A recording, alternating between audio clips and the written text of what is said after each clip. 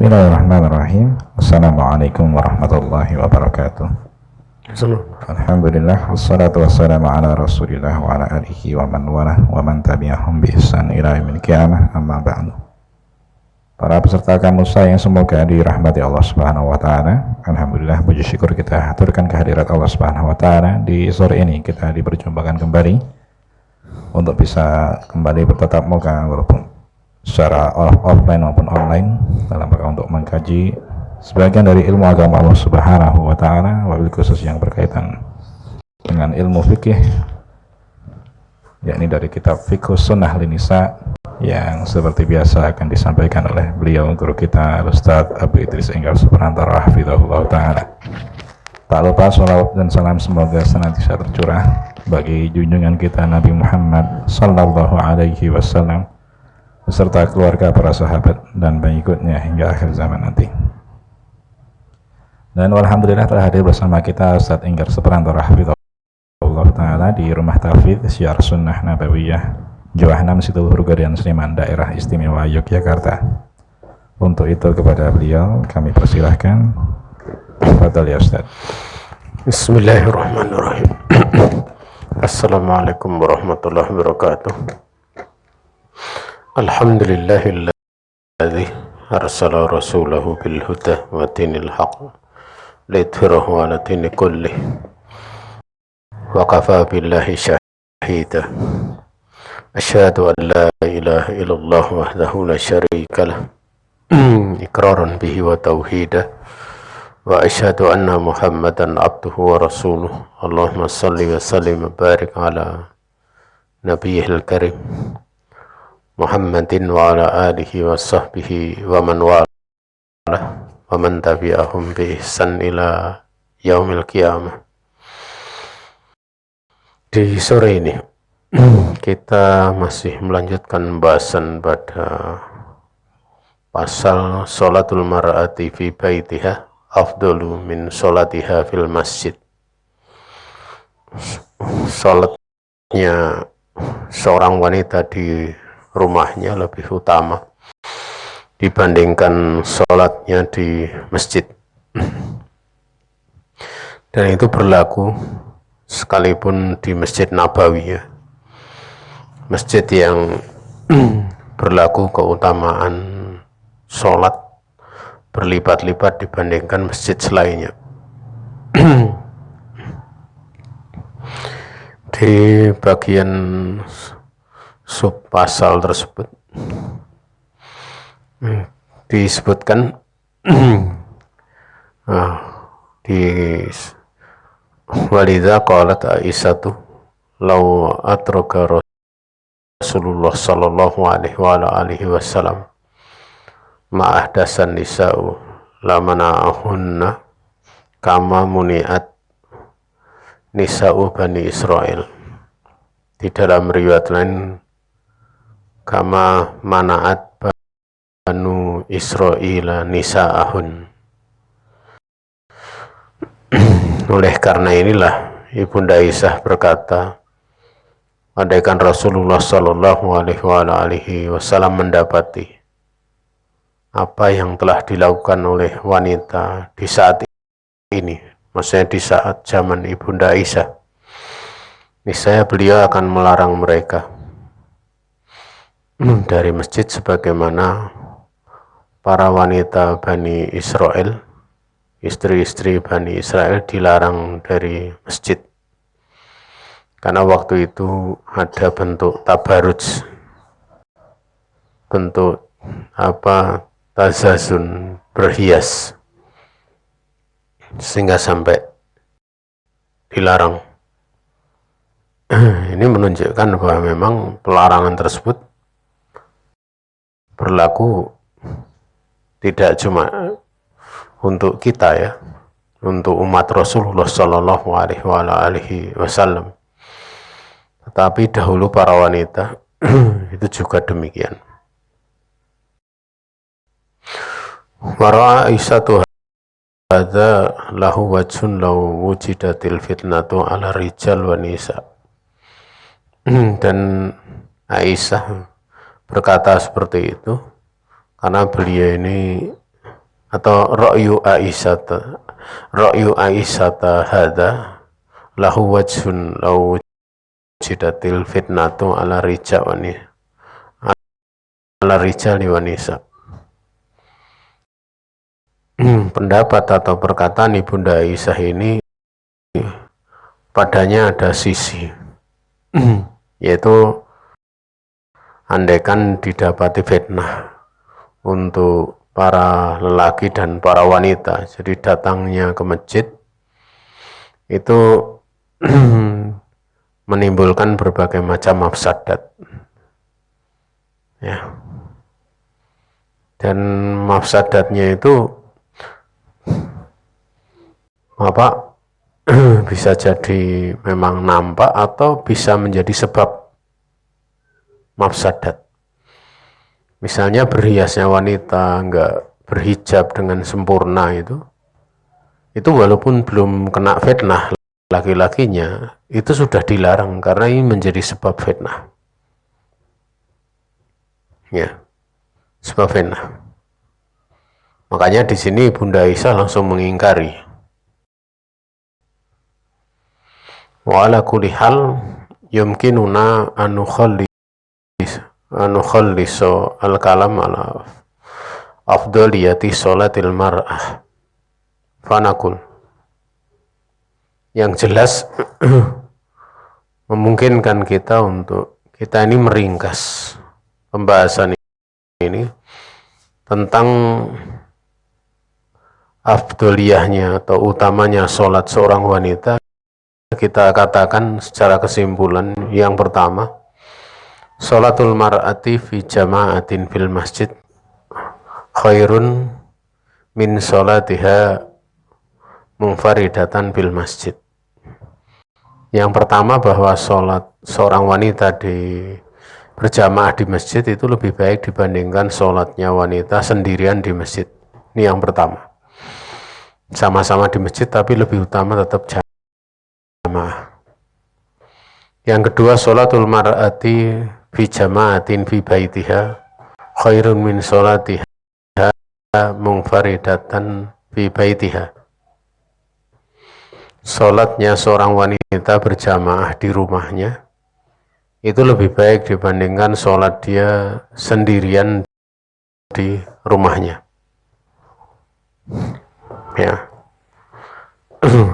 Dan sebenarnya perlu ditambahkan bagaimana kalau sholat jamaah di masjid bagi perempuan dengan sholat sendirian di rumahnya, itu jelas lebih utama sholat sendirian. Jadi sholat sendirian di rumahnya itu lebih baik daripada sholat jamaah di masjid bagi seorang wanita. Kemudian baru yang ketiga itu yang terakhir sebenarnya, nanti yang keempat kalau ditambahkan tadi. Watabqa mas'alatun, tersisa satu masalah, hal sholatuha fi baitiha muqaridatan afdalun am sholatuha fil masjid jama'atan. Ini tadi pertanyaan ini sebenarnya sudah dijawab pada poin ketiga. Yang tersisa satu masalah, apakah sholatnya di rumah sendirian itu lebih utama daripada sholatnya di masjid jamaah? Karena kalau sama-sama jamaah jelas lebih utama di rumah. Tapi bagaimana kalau sendirian? Sendirian di rumah, jamaah di masjid, utama mana? Maka beliau mengatakan fal adhar anna sholataha munfaridatan fil bait afdalu min khurujiha ilal masjid li'adaiha jama'atan li'umumil hadisil mutaqaddimah. Yang nampak bahwa sholat sendirian di rumah itu lebih afdal daripada keluarnya dia ke masjid untuk menunaikan sholat jamaah, karena keumuman dari hadis-hadis yang telah berlalu.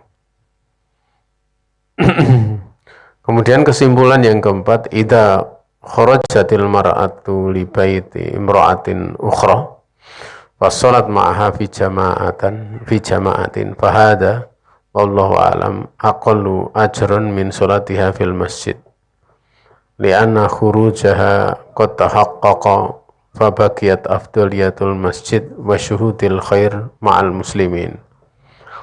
ketika seorang wanita keluar ya ke salah satu rumah wanita ya, wanita yang lain, kemudian sholat bersamanya di jamaah, artinya sholat di rumah lain gitu, maka ini wallahu alam lebih sedikit pahalanya dibandingkan sholat dia di masjid, maksud jamaah, dikarenakan keluarnya terkadang terwujud, terkadang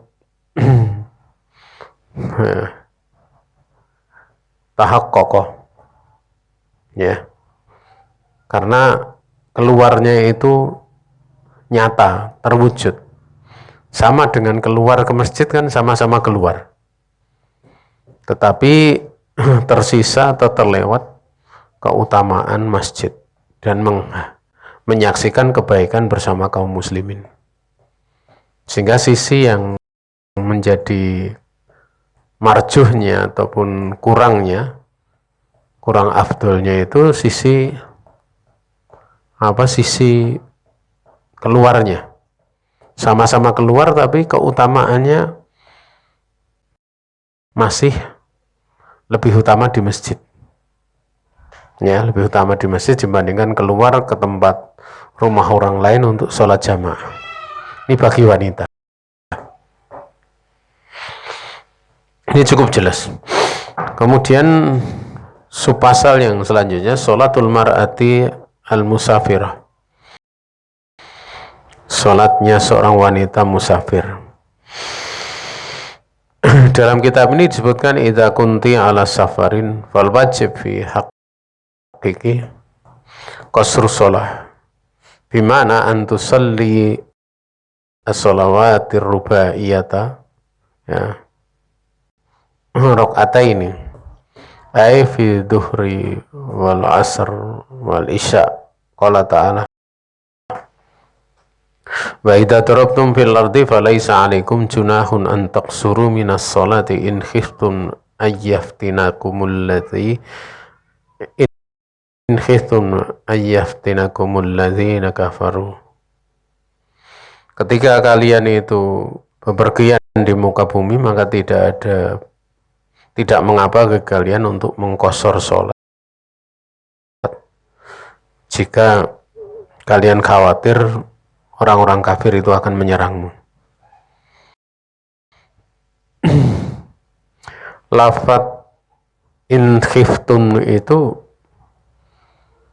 adalah penyebutan tentang golabahnya keluar paling utama. Artinya safar paling utama itu berjihad atau safar dalam rangka untuk menegakkan kalimatullah.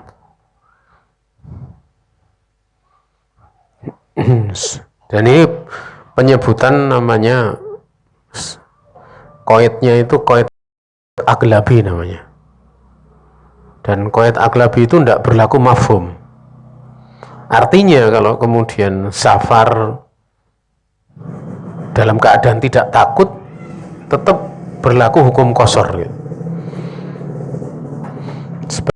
Bagaimana Nabi SAW beliau keluar untuk berhaji wada itu beliau juga mengqashar gitu. Padahal haji wada itu tidak ada yang ditakuti itu dari orang-orang kafir. Sehingga penyebutan in khiftun ayyaftinakumul ladzina kafaru itu bukanlah qaid yang membatasi hukum. Ya, bukan pembatasan yang membatasi hukum. Tapi itu namanya qaid aglabi. Ya, kebanyakannya. Ya, dan qaid aglabi itu tidak membawa konsekuensi hukum. Sehingga mafhumnya tidak berlaku. Artinya apa? Seorang dia safar dalam kondisi takut sama orang kafir ataupun tidak takut sama orang kafir, sama saja berlaku qashar. Ya, berlaku qashar. Kemudian waqat ajiba Umar ibnul Khattab min hadhil ayah.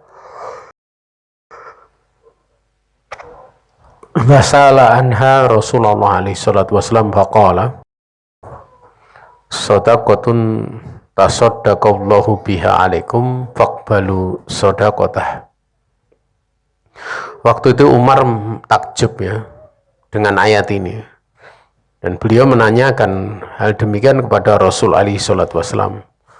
Sholat dari 4 menjadi 2 gitu. Maka Nabi bersabda, itu sodakoh yang Allah telah bersodakoh dengan sodakoh tersebut untuk kalian, maka terimalah sodakoh dari Allah Ta'ala. Dan memang safar sendiri kan ada kesulitan gitu loh ya, sehingga adanya qasar itu mempermudah, sehingga sesuai dengan kaidah anal masakoh tajlibu taisir, bahwa masakoh itu berkonsekuensi mendatangkan kemudahan.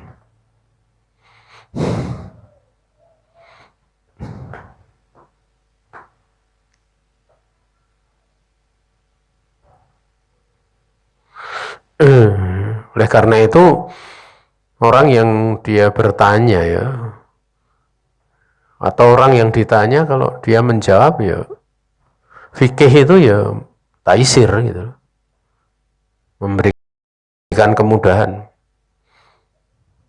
ya.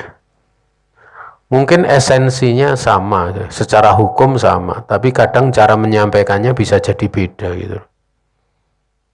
Maka cara ilmunya yang dibahas itu jelas sama gitu. Tapi cara menyampaikannya itu hendaklah untuk dengan cara yang termudah,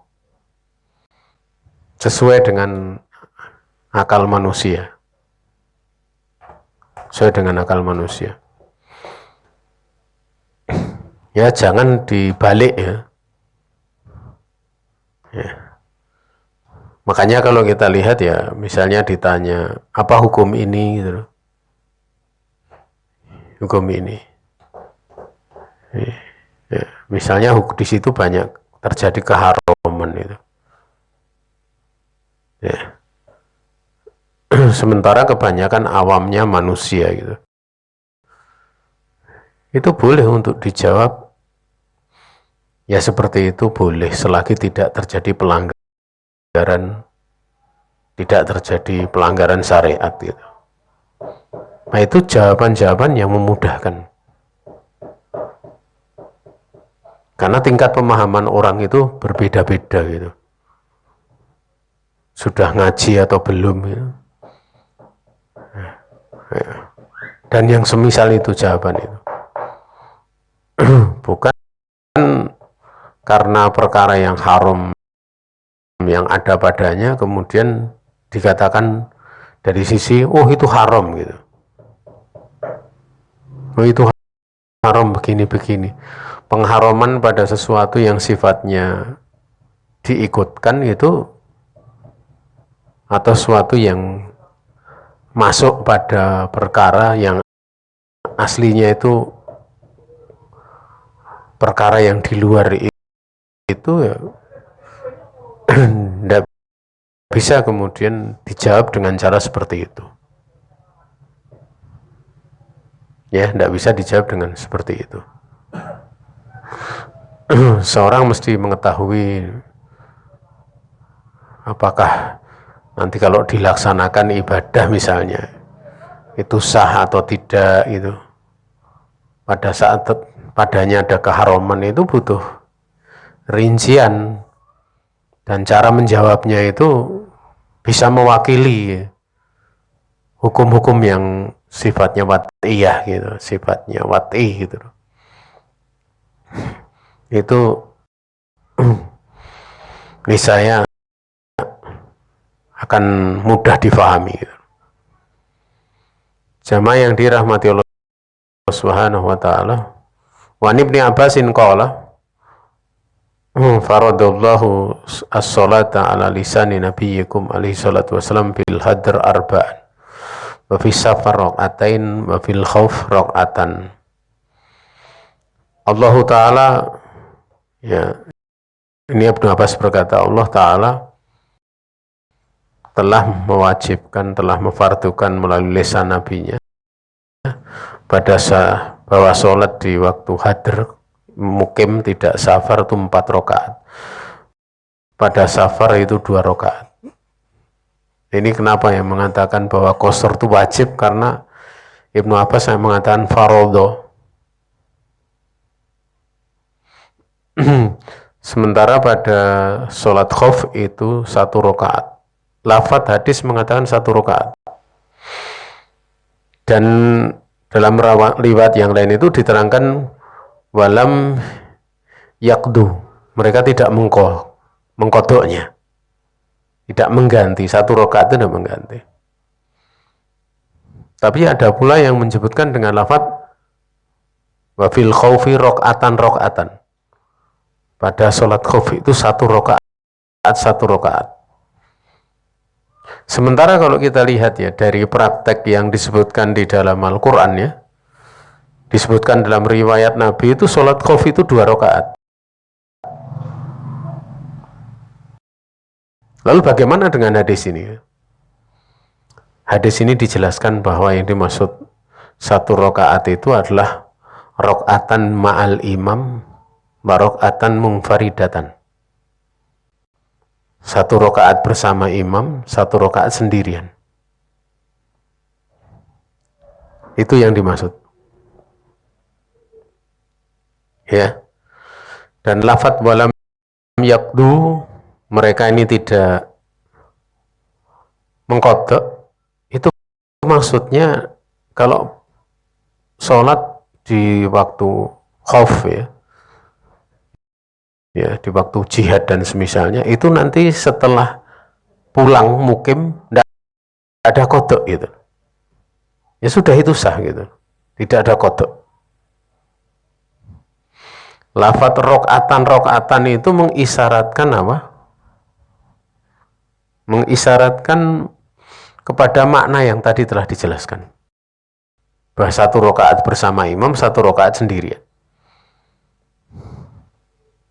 Atau memang mempunyai makna bahwa jamaah yang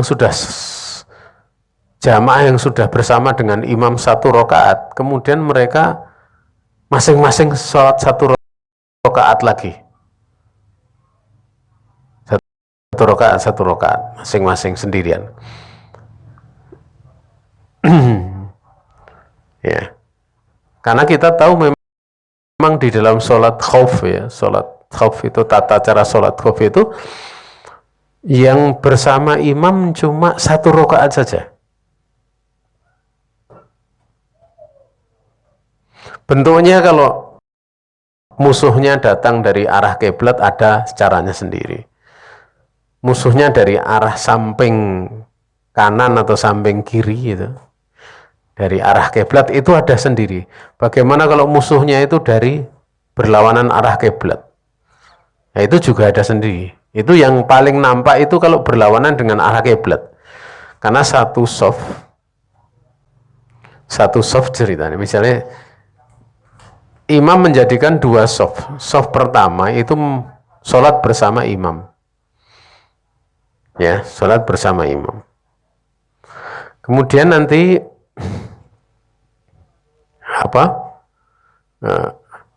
setelah 1 rakaat ya, 1 rakaat, pada saat berdiri, imam berdiri ini masuk soft yang kedua, masuk golongan yang kedua. Kemudian golongan yang pertama soft itu berbalik arah ke tempat menghadapi musuh.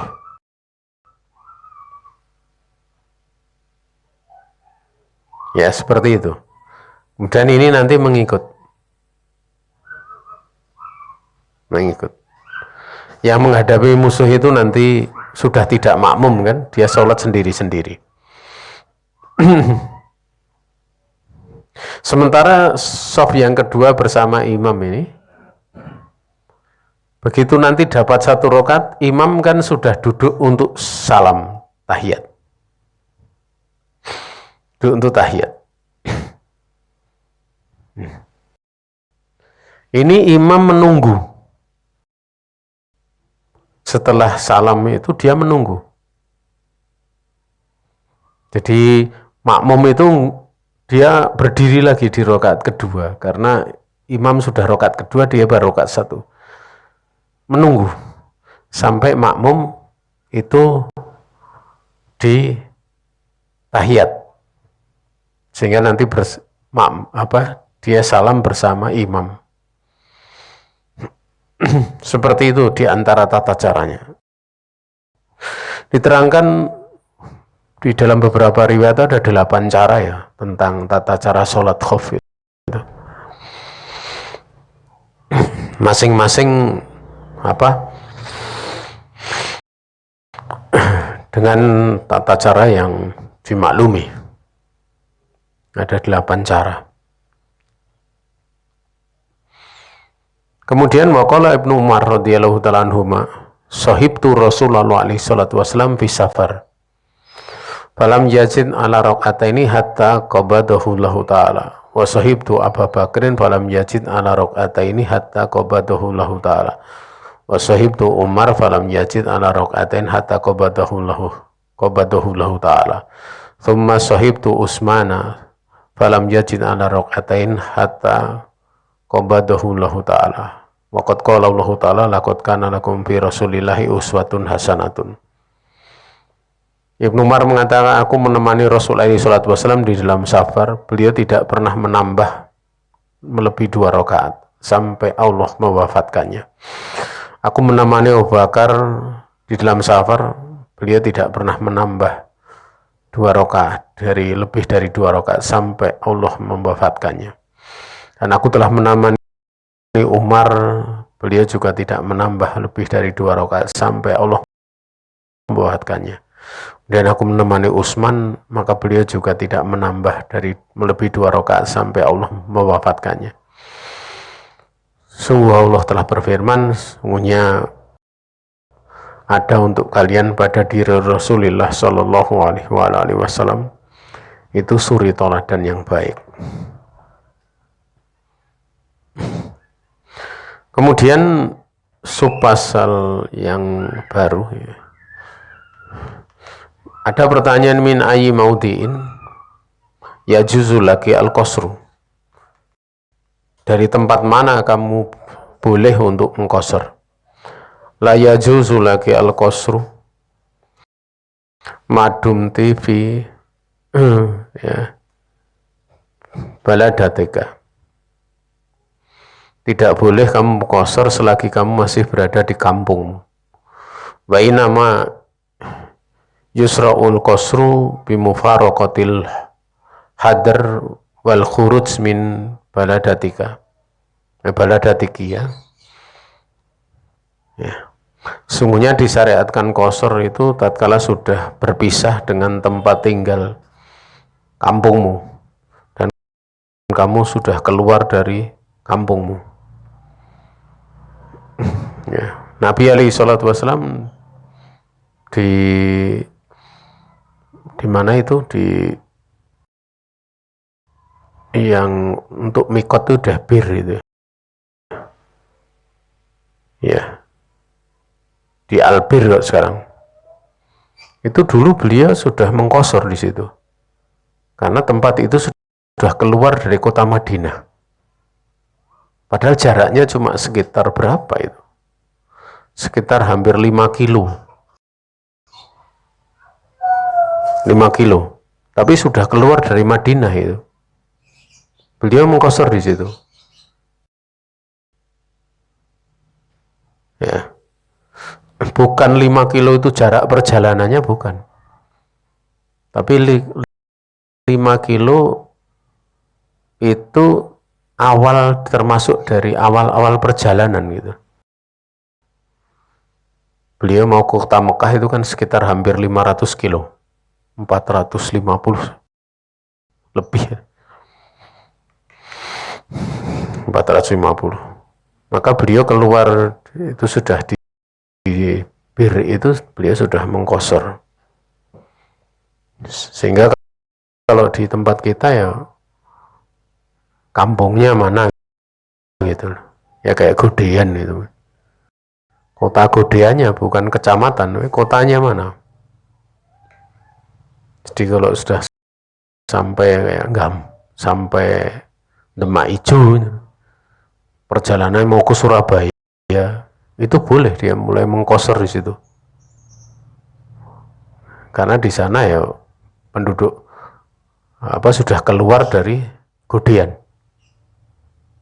Seperti itu.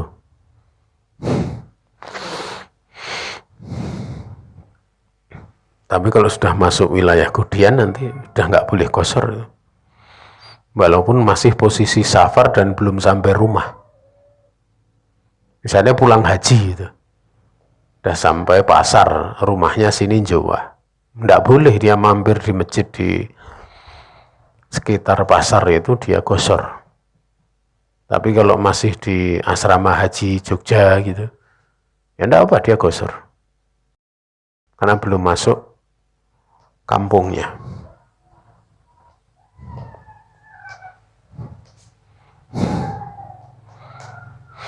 Walidha qala Anas, oleh karena inilah Anas berkata, sholat itu duhra ma'an Nabi al-hadr bil Madinah arba'an wa bidil Hulaifah rokaatain.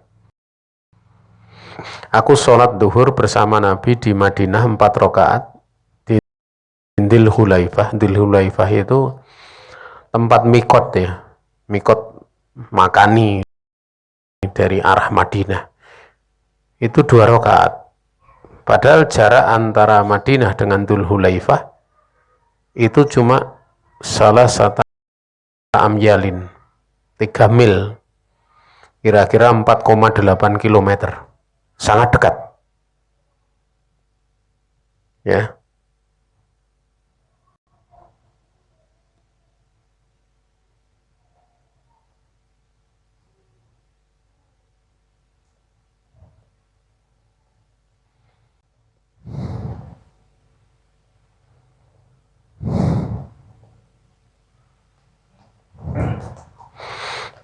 Sampai-sampai Ibnu Mungdir mengatakan la alamun Nabi alaihi salatu wasallam qasra sholati fi safar ila ba'da khurujin minal Madinah.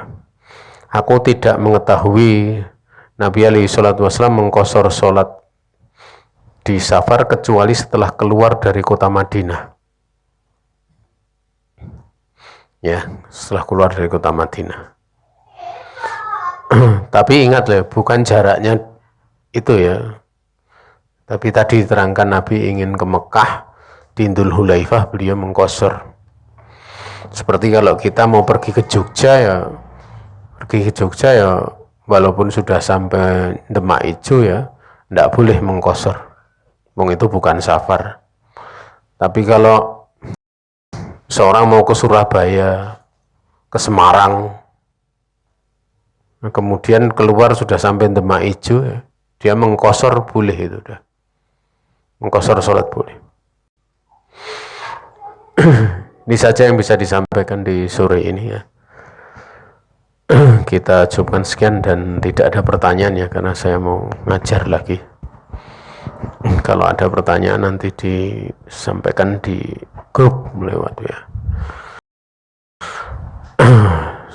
Ada salah datang dari saya pribadi dan dari setan, saya istighfar kepada Allah Subhanahu wa taala. Kalau ada benar semata-mata keluasan rahmat Allah taala yang diberikan kepada kita. Subhanaka Allahumma wa bihamdika asyhadu an la ilaha illa anta astaghfiruka wa atubu ilaik. Wassalamualaikum warahmatullahi wabarakatuh. Baik, tidak ada tanya jawab, kita sudah ditutup sama Ustadz ya. Saya selaku pembawa acara, jika terdapat kekurangan mohon maaf. Wassalamualaikum warahmatullahi wabarakatuh.